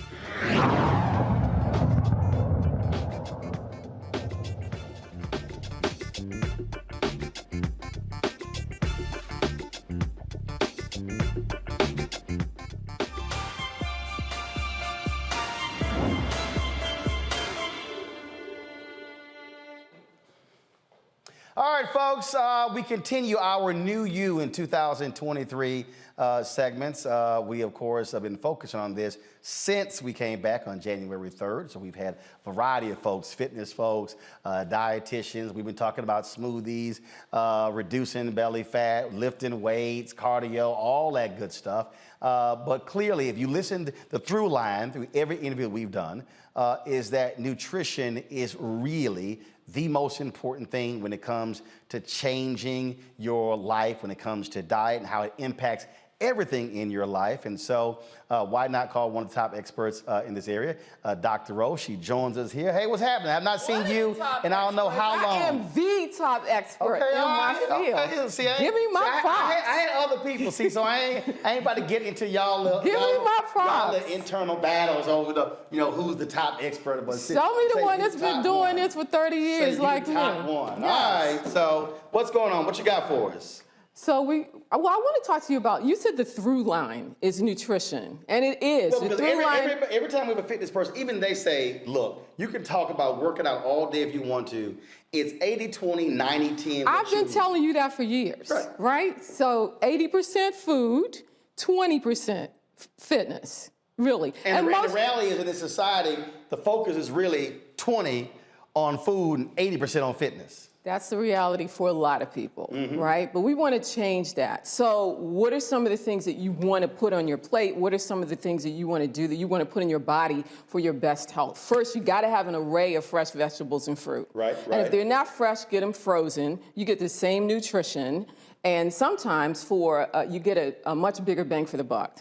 All right, so you will. So you want to get that. You do want snacks. No, hold on. First of all, before we move to the snacks, because let's deal with the fruit. Because see, I love all these Instagram, Twitter, YouTube diet experts. Yeah. Because you're gonna have people who say, "Oh, Doc, it's too much sugar in the grapes," and then I see some people, "No, you can't have too much watermelon," and the banana, "No, it's the sugar in the watermelon." Oh, the limit is I'm like, you know what?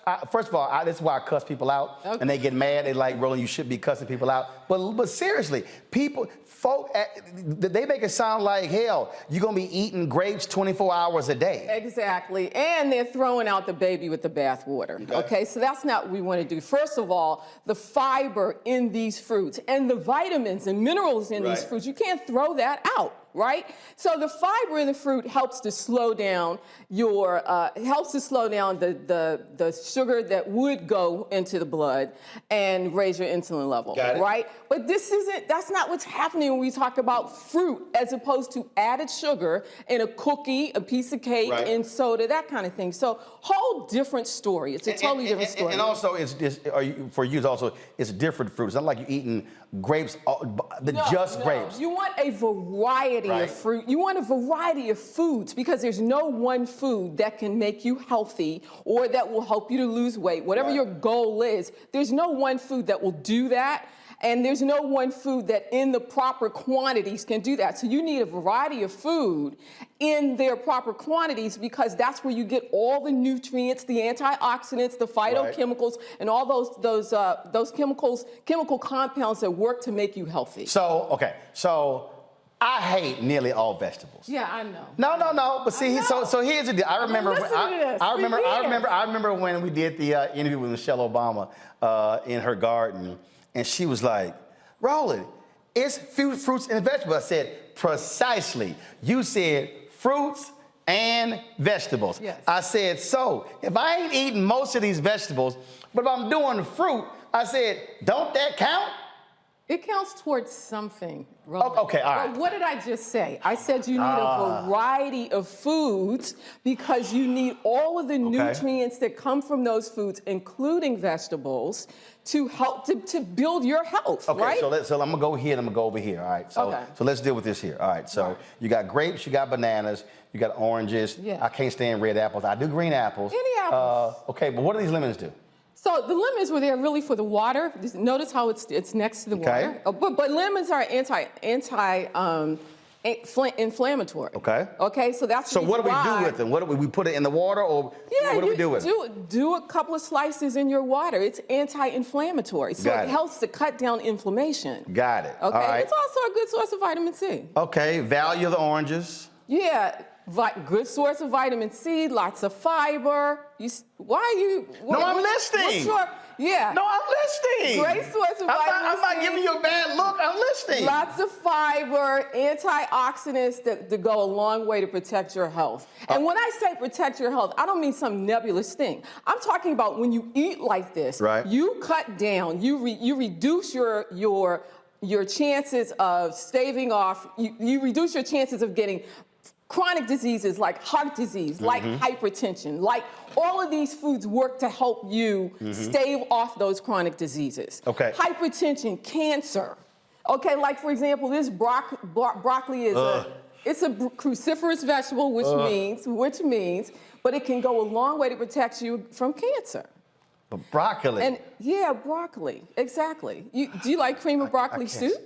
Hell no. Okay, all right, not even that. I hate all broccoli. But you could hate all broccoli. Don't be a hater, Roland. No, I can't stand broccoli. Okay, so there's an array of green, yellow, orange, all the colors in the rainbow of vegetables that could help you. My dad watching, he loved everything you're saying. Wonderful. And he also likes beans. Don't even get me started. I remember he likes beans. Don't even get me started on damn beans. Yeah. Oh my God, I'm having PTSD. Yeah, but the beans are good, and the beans are really good for your heart. They protect you from heart disease. Oh my God, but Lord have mercy. Soluble fiber that will protect you against heart disease. Okay, so over there we got broccoli, we got carrots, we got tomatoes. Okay, I do tomatoes. I'm good with the tomatoes. What's the other stuff? Okay, good. But you can't stick with one color. The point is, I want you to have all the colors. Okay, so if I have, fine. Okay, so if I got the red for the tomatoes. Yeah. Okay. And you get some grapes. I do cucumbers. Yeah. Okay, I'll do green. Okay. Now when it comes to lettuce, what I've heard, I heard iceberg is a joke. Yeah. That romaine is better. Yes, because the darker the leafy green, the more nutrition. Now I do romaine. Yeah. That arugula is awful for me. I can't. Okay. Well, but everything. Yes, it is. But at least if I blend it, I can. Then blend it, brother. I can tolerate it. Then blend it. Blend it up in a green juice. Okay. Okay. Do all of that, right? Okay. Now what's the? Okay, you got popcorn here. So I want you to eat your snacks. Because people are going to snack, right? Okay. And it's okay to have healthy snacks anyway throughout the day. You need a little something to tide you over at the 2 o'clock slump. But ain't no butter and salt and other stuff on here. This ain't a movie theater popcorn, right? This is not movie theater popcorn. That's my point. This is not, but you don't want me to give a brand, but. No, go ahead, I don't care. It's Skinny Girl. Skinny Girl? It's Skinny Girl. Okay, all right. Skinny Girl it's skinny popcorn. And what that means is that you have fewer calories per serving, right? 3¼ cups. 3½ cups is what a serving actually is of this. 3½ cups? Yeah, 3½ cups. And you're talking about like under 60 calories. And what we got here? So these are almonds. I hate most nuts. Okay, why are you hating on? What is your deal? I didn't like nuts growing up. I just didn't like nuts. Okay. I have. Put those in the smoothie too. No, but but here's what I have forced myself to tolerate pecans. And I really tolerate them pecans with a banana. Pecans and a banana. Look, however you get down. Whatever the hell make me gonna eat it. However you get down, I'm not mad at it. I'm not mad at it as long as you put it in your body, right? Okay, so and what I want you to know is that when you do your snacks, make sure that your snack is not larger than what you can fit in a closed fist. I don't mean have the nuts all the way out here in the whole palm of your hand. I'm talking about a closed fist. Because just ball your fist up. So if that's the case, so if we're talking about our meal, how many times should we be snacking a day? Okay, so when we say what is it? Maybe twice. Okay. Okay, so because you might have something between your morning meal and your afternoon meal. Okay. And then you might require another one. Okay. Your body might require one, or you might choose to have another snack between your afternoon and your evening meal. Well, my dad texted me, talking about quit giving Ro a hard time. Thank you. Thank you, Mr. Martin. Yes, because you always do this. But I do. Yeah, two. But okay, the reason I do, I'm just being honest, because there are a lot of people, okay, who are like that. So again, if you're offering substitutes, yes. Like so, for instance, I ain't a fan. Like when I have a meal plan, so Terry Starks is like, okay, do a sweet potato. I'm like, Terry, I ain't no damn potato. The sweet potato is good, though. First of all, it helps to hydrate your body. Yeah, but I like yams. I don't like the sweet potato. But the sweet potato has a lot of antioxidants to protect you against cancer again. Sweet potato also is high in fiber, so it helps you to stop. It will help you to not to eat as much. Does that make sense? But the grapes are high in fiber, right? Yeah, but grapes have more sugar than sweet potato. So we're talking about. Okay, is a green apple high in fiber? Yes, it is. Cool. Apples are high in fiber, and they have a substance. And the substance is called. So I can do green apple instead of sweet potato. Not instead of a sweet potato. It's not the same. No, sweet potatoes have other vitamins. Vitamin A. They're rich in vitamin A, so they're rich in antioxidants. What do I need vitamin A for? To protect you against cancer. Okay, what else? Okay. That's your answer to every food item. Is that not a win? Is that that's not your a win? answer to every food item. Dude, is that not a win? All right, hold on 1 second. I got to go. We said before, in the show? All right, so here's what we're going to do. All right, here's what we're going to do. So I'm going to do this here. We're going to end the show. How much time I got? I got 3 minutes to the end of the show, so we're gonna continue, and then we're gonna tape one segment. I'm gonna run it tomorrow, and I'm gonna have each one of the panelists ask questions. Okay, so Doc, let's come back. Just letting y'all know right in the control room. All right, so let's come back. All right, so your deal is you need fruits and vegetables. Yes, you do. Okay, all right. You want a variety of foods. You want fruits. You want vegetables. You want lean meat. You want to eat lean and you want to eat clean. Okay, so look, when we say lean meat, okay, so when I'm in the grocery store and it says, this is... Not ribs, okay? Now, we're not talking... I wasn't about to mention ribs. Well, okay, Texas. I'm talking about like when but I ain't got a problem with ribs now. I'm through Texas. But if you eat ribs like, once every 6 months. Okay, all right. Right, that's my point. It ain't like you eating ribs like and the thing is, once a month. But a lot of people eat them once a week. I know, but I'm saying, like, for instance, I don't eat a lot of steak. So I'm talking about, it may not even be twice a year. The last time we talked, I told you to limit your red meat to 4 ounces, which is a serving, no more than 4 ounces in a week. So like, oh, no, I don't. So if you're having it occasionally, that is the goal. No, most of typically for me, it's chicken, it's fish. It might be ground turkey, might be ground beef. Not a lot, but again, it's rare. All right, so let me do this here, folks. How can folks reach you? GetDrRowe.com. DrRowe.com. What's up, new book? GetDrRowe.com. That's the domain. GetDrRowe.com. Okay, GetDrRowe.com. Go there, get my book, So not everything.com. GetDrRowe.com. GetDrRowe.com. Y'all go to the website, get more information. So here's what we're going to do. We're going to end the show right now. We're going to shoot an additional segment with Dr. Rowe, and we're going to air on tomorrow's show because my panel looks real hungry. And we know skinny-ass Jason, he got some questions. You need to bulk him up. He's like 180 pounds. Jason bony as hell. Don't hate on Jason. No, but Jason bony as hell. And so he need to bulk the hell up. So I might have a question for Jason, how to bulk his ass up. All right, y'all. I'm going to see y'all tomorrow right here in Roland Martin Unfiltered. Yeah, I told y'all United just destroyed my suitcase. I was going to rock this at yesterday's speech in Wichita and honor Dr. King. Of course, I have not worn an ascot in a while. A bunch of y'all been saying. So this is the first time I've even worn an ascot on the show. So I went ahead and did it. Yeah, United is paying for a new bag and paying for some other stuff after they destroyed my suitcase. And so that's why I'm rocking. So I might rock one tomorrow. I'm going to see y'all tomorrow right here in Roland Martin Unfiltered on the Black Star Network. Howard!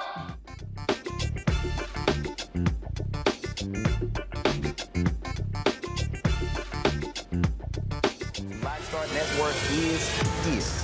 Hold no punches. I'm real revolutionary right now. Support this man, Black Media. He makes sure that our stories are told.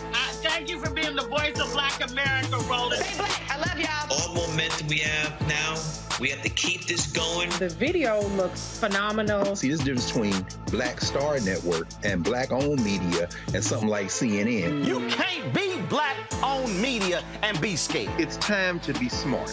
Bring your eyeballs home. You dig? Pull up a chair. Take your seat. The Black Tape with me, Dr. Greg Carr, here on the Black Star Network. Every week, we'll take a deeper dive into the world we're living in. Join the conversation only on the Black Star Network. Hi, I'm Dr. Jackie Hood Martin, and I have a question for you. Ever feel as if your life is teetering and the weight and pressure of the world is consistently on your shoulders? Well, let me tell you, living a balanced life isn't easy. Join me each Tuesday on Black Star Network for A Balanced Life with Dr. Jackie. We're all impacted by the culture, whether we know it or not. From politics to music and entertainment, it's a huge part of our lives, and we're going to talk about it every day right here on The Culture with me, Faraji Muhammad, only on the Black Star Network. I'm Deborah Owens, America's Wealth Coach, and my new show, Get Wealthy, focuses on the things that your financial advisor and bank isn't telling you, but you absolutely need to know. So watch Get Wealthy on the Black Star Network.